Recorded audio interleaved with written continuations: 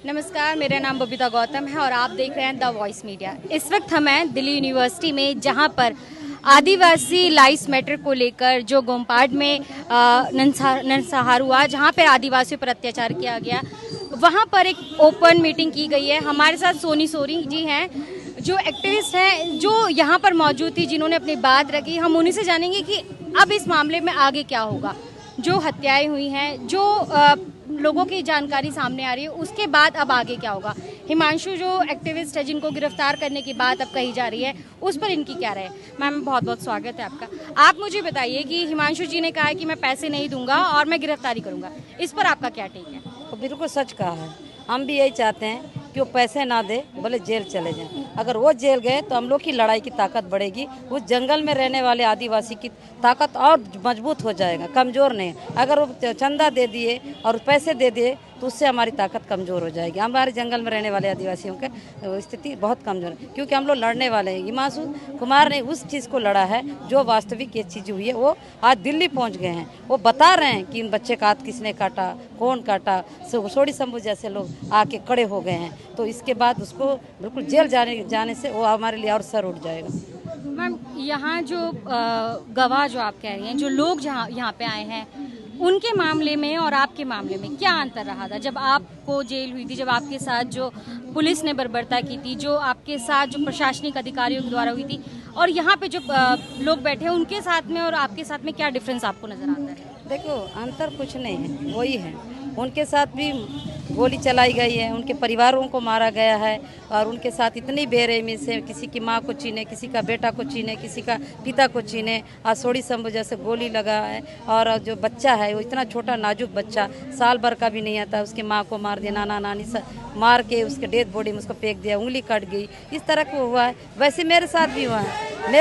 मेरे साथ भी जो हुआ है, जो मैं टीचर थी, टीचर में मुझे नक्सल समर्थक होने का फर्जी केस बना के जो थाना में मेरे को क्रूरता के साथ करंट शॉट दिया गया, मेरे निवस्त्र उतारे गए, मेरे को कितने बर्बरता के साथ कैसे क्या हरकत की वो मैं जानती हूँ कैसे हुआ। मेरे गुप्तांगों में पत्र डाला गया, क्या नहीं किए। उस साथ साथ मेरे पति को जेल में पहले से डाल रखे थे। मेरे पति देव को इतना उससे बेरहमी से मारा गया, जो एक सांप रेंगता है ना, ऐसी जिंदगी वो जिए, और उसको जंजीरों में डाल बांध के रखा जाता था। वो है, कोई फर्क नहीं है। लड़ाई वही है, हमारे साथ जो हुआ वही उनके साथ हुआ है। इसलिए हम आदिवासी के साथ ऐसा कब तक चलेगा, क्यों चल रहा है। तभी तो मैं ये सारी चीज़ें मैं जेल के अंदर देखा, मेरे खुद के ऊपर हुआ। उसके बाद मैंने सोचा कि अब मुझे लड़ना होगा, क्योंकि मैं जब टीचर थी, बस एक टीचर में जो चीज़ें सिखाई गई कि एक टीचर बन के क्या कर सकता बच्चा, वो चीज़ थी मेरे में। ये लड़ने की और इस तरह की सोच मेरे अंदर नहीं थी। जेल जाने के बाद उसके बाद मेरे अंदर में सोच आया कि मुझे लड़ना चाहिए, और ये मेरे लिए नहीं, मेरे अपनों के लिए लड़ना होगा, मेरे उस बस्तर के लिए लड़ना होगा, उस पेड़ों के लिए लड़ना होगा जो इस तरह से खतरे में नजर आ रहे हैं। ये सोच के मैं फिर अपना फाइट चालू किया। मैम, आप हिंदी समझती हैं, ये जो आपने यहाँ जो आए हैं लोग, वो लोग की भाषा में अंतर है, तो कैसे ये लोग अपने आप को इनोसेंट प्रूव करेंगे, किस तरह से, क्योंकि सबूत जो है वो इनके पक्ष में जाएंगे। आपको लगता है ऐसा, जो न्यायपालिका में जो लोग बैठे हैं, वो लगता है कि वो न्याय दे पाएंगे। देखिए, लड़ना हमारा काम है। हम ये उम्मीद तो नहीं करते हैं कि हमको न्याय मिलेगी ही। अब सोनी सोडी एक शिक्षित है, आपने ये कहा ना, उनके वो लोग बोल नहीं पाते, हिंदी नहीं बोल पाते। मैं तो बोल रही हूँ ना, मैं पूरे देश को बताई मेरे साथ क्या हुआ, मेरे साथ इतना कुछ है, तो मेरे को कहाँ न्याय मिला। सुप्रीम कोर्ट में पेंडिंग है मेरी केस। कलकत्ता अस्पताल में वो पत्रों को निकाला गया है, अभी तक वो केस पे, जहाँ गोमपाड़ का केस चल रहा था वहाँ मेरा भी केस चल रहा है। मेरे केस को क्या बोल के खारिज कर दिया। अब सोनी सोडी के ऊपर कोई मुकदमा नहीं है छत्तीसगढ़ में, खारिज करके उसको खत्म कर दिया। लेकिन सोनी सोडी का मुकदमा नहीं है छत्तीसगढ़ में, लेकिन छत्तीसगढ़ सरकार ने सोनी सोडी के गुप्तांगों में पत्र डाला है, उसके लिए तो कुछ नहीं बोला, उस केस को तो ऐसे ही रख दिया। तो ये क्या है। मैं तो बोली भाषा जानती थी, वो बोली भाषा नहीं जानते हैं, लेकिन हम आदिवासी को न्याय देना होगा तो देंगे। लेकिन एक सिस्टम है, हमारे भारत देश का एक कानून बना है, हम लीगल रूप से लड़ने की बातें करते हैं, तो हम उसी लीगल से हम लड़ते रहेंगे। हमको न्याय मिले ना मिले, इंसाफ मिले ना मिले, लेकिन हम उस सिस्टम के को नहीं तोड़ेंगे। सिस्टम में रह के ही हम हमेशा लड़ेंगे। मैम, आपके टाइम पे इतना ज़्यादा लंबा प्रोसेस हो गया, तो इनको न्याय दिलाने के लिए वो लंबा प्रोसेस रहेगा, तो उम्मीद लगती है कि आज जो हुआ, आज की आवाज़ अगर वहाँ तक पहुँचेगी, तो लगती है कि आगे जाके न्याय इनको जल्दी मिल पाएगा। देखिए, न्याय मिलेगा या ना मिलेगा, लेकिन लड़ने की ताकत जो है वो मिलेगी। लड़ने की ताकत है। मिलेगी, क्योंकि देश भर में जितना मीडिया के थ्रू कितना ज़्यादा फैलेगा, जैसा सोनी सोडी का केस पूरे देश विदेश में फैला, तो उसकी ताकत मिली मेरे को, मेरे साथ साथ औरों भी लोगों को मिला। वैसे ही ये न्याय कब हो सकता था, 5 साल बाद 10 साल बाद हो, उसके बाद भी फैसला अच्छा होगा नहीं होगा इसकी कोई गारंटी नहीं, लेकिन ताकत मिलेगी। हाँ, हम सुप्रीम कोर्ट से फिर से एक हम लड़ाई चालू किए हैं और ये सोच के और पूरे इस केस में पूरे देश भर में कुछ ऐसे शुभचिंतक लोग हैं, बुद्धिजीवी लोग हैं, सामाजिक कार्यकर्ता हैं, ऐसे मीडिया साथी हैं, इस केस में भी समर्थन और एक ताकत एकजुट से लड़ रहे हैं। तो हमको लड़ना होगा और सिर्फ गोमपाड़ के लिए नहीं, और भी हमारे बस्तर के उस तरह से नरसंहार हुआ उन सारे के लिए लड़ना होगा। अगर इसको ऐसा नहीं करेंगे तो हमारी लड़ाई वहीं खत्म हो जाएगी, उसके बाद तो पूरी कुचलते जाएंगे। इसलिए हमको अपनी ताकत को ख़त्म नहीं करना है, इसलिए दिल्ली जैसे जगह में आके बोलना पड़ रहा है। ज़रूरत पड़ेगा सुप्रीम कोर्ट में जाके बोलेंगे, राष्ट्रपति भवन में बोलेंगे, हर जगह बोलेंगे, और अपना ताकत को कमज़ोर करने के लिए नहीं, ताकतवर बनने के लिए। ताकतवर बनेगा ये मेरे को पूरा आत्मविश्वास, पूरी उससे कह रही हूँ। ऐसे लड़ेंगे तो हमारा ताकत कभी कमज़ोर नहीं होगा। हमने कब बोल रहे हैं हमको न्याय दो बोल के गिड़गिड़ाएंगे नहीं, हम लड़ने वाले में से हम अपनी ताकत को ताकतवर बनाने के लिए लड़ रहे हैं। मैम, वो जो बच्चा है जिसका हाथ काट दिया गया, उसका भविष्य आप किस तरह से देखते हैं अब आगे? देखिए, इस बच्चे को कुछ पता ज़्यादा नहीं था। इस बात का मुझे बहुत दुख हो रहा है कि ये न्याय अगर इस तरह से सुप्रीम कोर्ट ने एक ऐसा जजमेंट दी होती, ये बच्चा दिल्ली में नहीं आता। ये एकदम कटु सत्य, दिल्ली में आता ही नहीं। अगर उसको जांच के लिए आदेश देता, बच्चा वहीं रहता, गोमपाड़ में रहता, उसी जगह में रहता, उसको शायद पता भी नहीं चलता।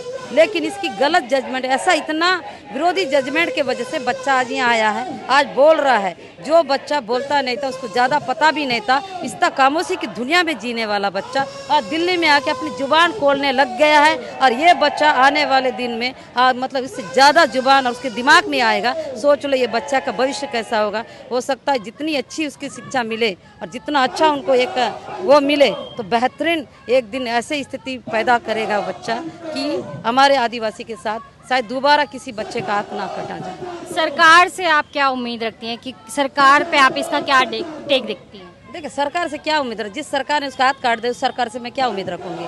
अब बोलते हैं ना कि बहादुर बच्चों को अवार्ड देना चाहिए, ये तो बहादुर बच्चा है, सरकार ने हाथ काटा है, तब भी आज तक सरकार के पास जाके ये नहीं गिड़गिड़ाया नहीं, रोया नहीं, उस हाथ को लेके जी रहा है, उस हाथ को लेके अपना जिंदगी जी रहा है। सोचो कितना बहादुर है। हाँ, सरकार को इतना ही होता ना, आज उसको सम्मान करके, उसको सम्मानित करके उसको उस लेवल पर रखना चाहिए अगर वाकई कहीं सरकार। लेकिन सरकार ने मारा तो उम्मीद तो नहीं है। फिर भी मैं ये कहना चाहूँगी, अगर अभी भी सरकार को शर्मिंदगी है, अभी भी बिगड़ाने उस बच्चे को अपने साथ गले लगा ले सरकार, और उसको सम्मान, उसकी आगे बढ़ने की भविष्य के लिए आगे कुछ बढ़ाए, उसकी एक अच्छी शिक्षा देने के लिए अच्छी स्कूल दे और ऐसा कुछ करके वो सरकार करना चाहे कर सकती है। लेकिन सरकार का अगर थोड़ी बहुत भी शर्मिंदगी है, अफसोस है, तो करेगा, पर उम्मीद बहुत कम है।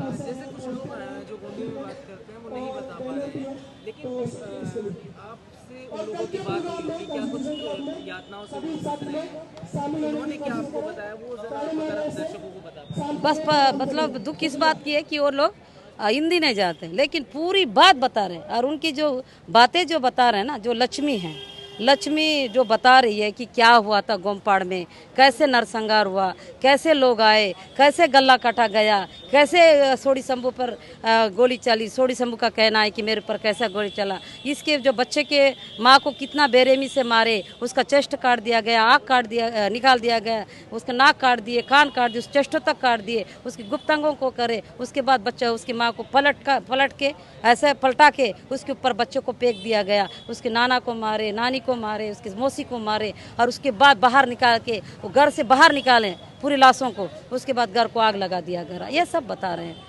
और ये सोडी शंभू भी यही कह रही है, सारे लोग यही कह रहे हैं। तो कितना बेर हम लोग कैसे लाशों को इकट्ठा किए, 15 लाश हमको मिली है, 2 लाश आज भी नहीं मिला। उन लाशों को पता नहीं कहाँ ले जाके दफन किए। वो सुकड़ी जो बताती है, सुकड़ी बोलती मैं तो मेरा पति को देखी नहीं।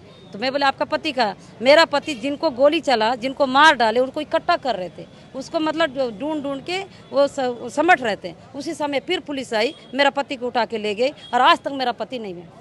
उसका पति का उसने लाश ही नहीं देखा, 2 व्यक्ति गायब हैं। तो ये सारी चीज़ें बता रहे हैं। ईड़ में लक्ष्मी की माँ जो है अपनी बेटी के बारे में बता रही, ईड़ में के बारे में, मेरी बेटी को मैं शादी करके दी थी, मेरी बेटी मेरे घर आई थी, मेरे घर से मेरे सामने से मेरी बेटी को उठा के ले गए, मैं छुड़ा के देखी नहीं दिए। मुद्राज जैसा जो पुलिस वाले थे, जो DRG के लोग आए थे, उठा के ले गए, जंगल में मेरी बेटी को ले जाके बहुत बेरहमी से उसका बलात्कार किया और गोली चला दिया, ऐसा वो बता रही है। लेकिन मेरी बेटी के लिए आज तक न्याय मिले। क्यों मुद्राज इस तरह मार रहा है, किस वजह से मार रहा है? मुद्राज एक नक्सलवाद रहा है, वो नक्सलाइट था। अब सरकार उसको गले लगा ली और उसी को गुंडा बना के उसी एरिया में पूरा मरवा रही है। सरकार का यही बहुत बड़ी कूटनीति गलत है कि जो माओवादी बने हैं, माओवादी रह के अगर वहाँ पर नरसंहार किए हैं, उसको सरकार अपना गला लगा के क्यों बंदूकें दी, फिर उसी आदिवासी को मारने के लिए?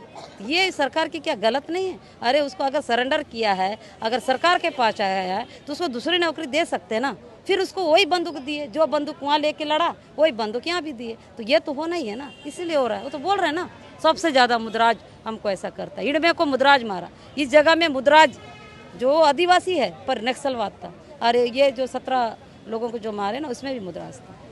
तो ये थी हमारे साथ सोनी सोरी, जिन्होंने बताया कि इनके मामले में और अभी जो गोमपाड़ और बस्तर के और इलाकों में जो आदिवासियों पर अत्याचार हुए उसमें क्या डिफरेंस है।